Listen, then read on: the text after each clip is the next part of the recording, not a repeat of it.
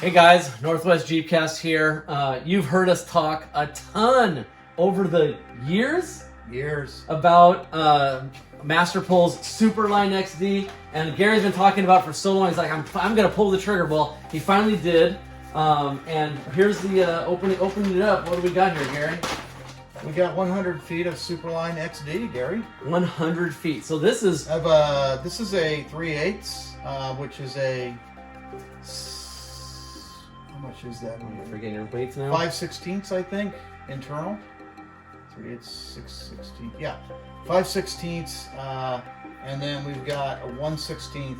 This is the fully sheathed. The entire length of the rope is sheathed. You don't need to run an extra sheath, but what do they include, Gary?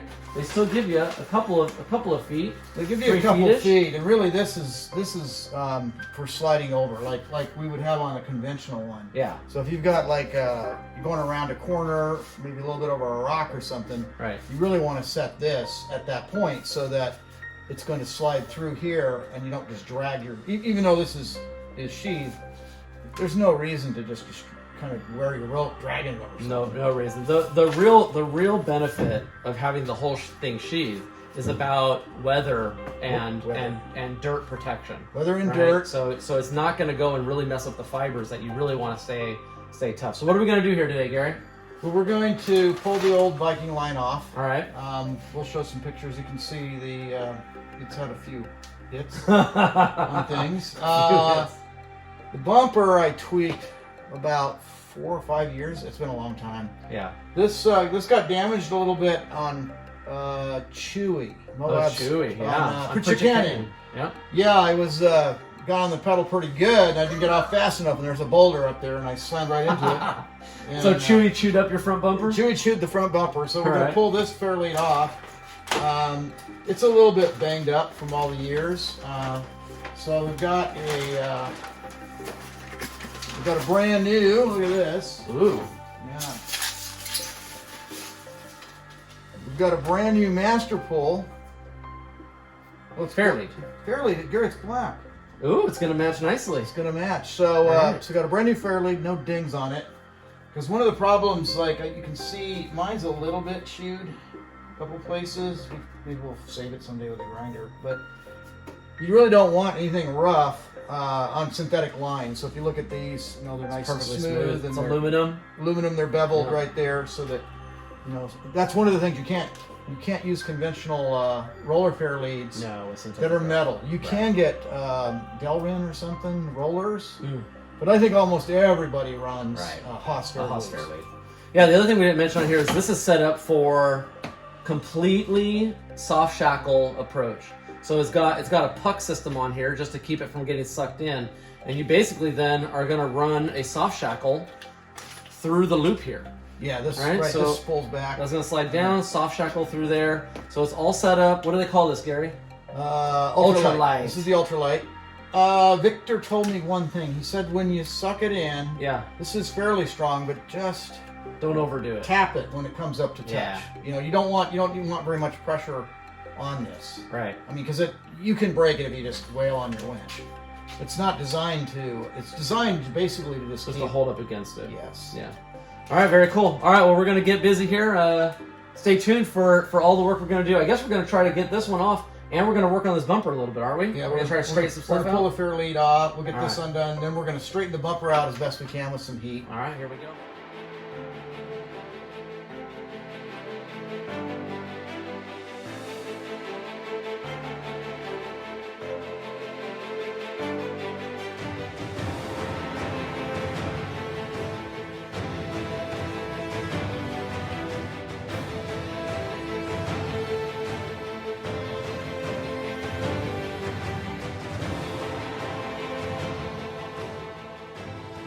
What do we got going on over here? What's happened here? So this is the remnants of the crash. Well, not crash, I guess, but I bounced off of a giant boulder at Pritchard Canyon years ago on Chewy. You know that part that's really slick, Gary? And so, that was my first time on Chewy, and Brian Johnson was with me, and it was my second try, and he goes, just get on the pedal. Just get on it. And I got on, and he goes, get off the pedal, get on the brake. Crash. Bounce back. I almost bounced back where I was going to So have to do it again. How many years ago was that? It was 2013. That's like 7 years ago.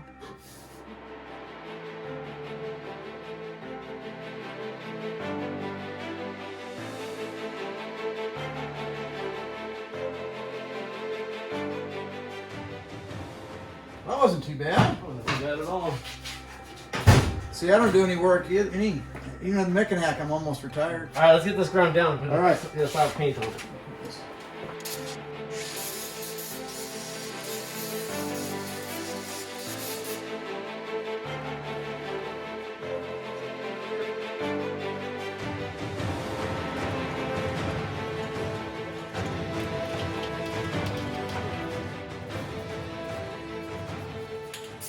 All right, let that dry. Cool. What do you think? Leave the camera running and watch paint dry? You guys want to watch paint dry? They probably want to fast forward. All right, everybody. Well, one thing we got to do is we got to flatten the curve. We got to do our part, man. See the curve? No, yeah. The problem is that we've got to get this thing flattened, basically from this angle down, so that the washer that we're going to put on it with the bolt that goes into the winch, right, is going to be the last retaining point of this. By the way, make sure you don't go past about the last 10 feet on your winch line. I did that once and my winch line came flying out. Oh no. Yeah. So I pay a lot more attention. You notice this is this orange, right? The orange is kind of the indicator that you might want to start thinking about not releasing any more winch line for a pull. So that's why they did that. Alrighty, I'm gonna have to go like this, Gary, because my knee is not doing well anymore. Watch your fingers. I don't need that many.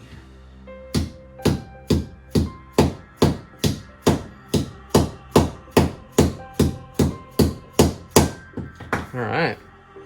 There you go. Now it's flat. Curve has been flattened, Gary. Curve's been flattened. Return to life. Can we go to phase 2 now in King County? Okay, so we've got it straightened out. I think we've left off there. Is that right, Gary? Yep. Did we show them painting? Paint has dried. Paint's dried. Let's mount the new fairlead. All right. Now, you want to make sure if you use the master pull one that the master pull is right side up. There it is, right there. Correct. Man, this is hard to get a finger in there.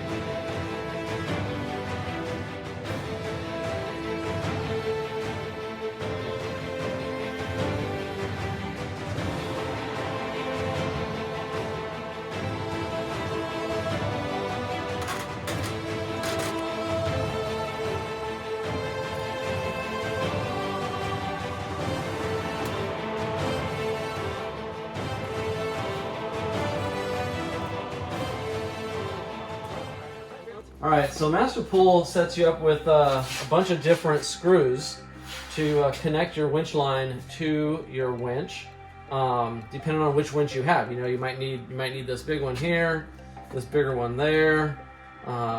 These all have size. I could tell you the size of these, but I don't need to. You'll figure out which ones fit for you. But for the Superline XD, they want you to use the bigger washer, so that way it helps hold the squished loop that we just smashed down in here like that. So that's going to hold on to that a little bit better. They also include a nylon washer, so if you're just running the regular Superline, not their XD, then the line here is a lot thinner. So a little nylon washer actually holds on to it just as well. So how about we get this connected in there, Gary? Go for it. All right. Let's get those off to the side. I'll switch places with you. If you can hold this in here for me. Well, I can actually.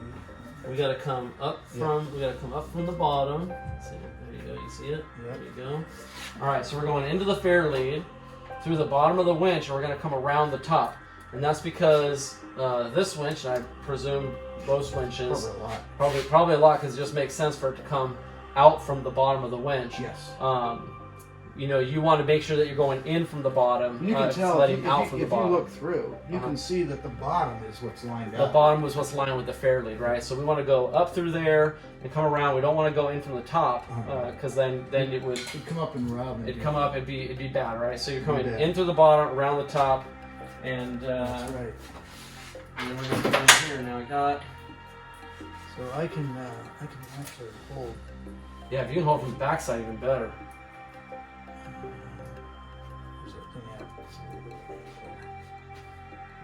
Yeah, I'll finish the rest. Just hold it right there. I'm sure it just goes through. I guess I have to admit this is our second try putting this in there. I dropped it the first time, but I actually think it worked out a little bit better. I found a washer that I think will fit nicely on this. It'll grab. It's a little bit bigger. It's a bigger diameter washer with the same size hole.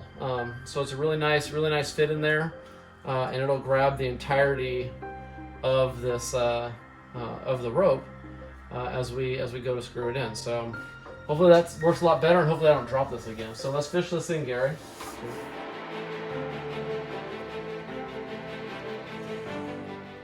All right, so that's that right there is. Let's see if we can get the focus on the right thing, huh? Yeah. All right, that looks focused now. Looks good. All right, so that's the bigger washer, and you can see how nicely it's fitting around the entirety of the new winch rope, SuperlineXD. Okay, and then back on out. I'm gonna get in here and do the last bit of tightening. Don't over-torque it there, Gary. Oh no. This thing's not meant to hold much load. It's just meant to be able to get your first wraps on your drum. That's all. Which we'll be doing here in a minute. We'll be doing hand tight, and then we'll. There you go. Okay. All right, look how well that fits. Beautiful.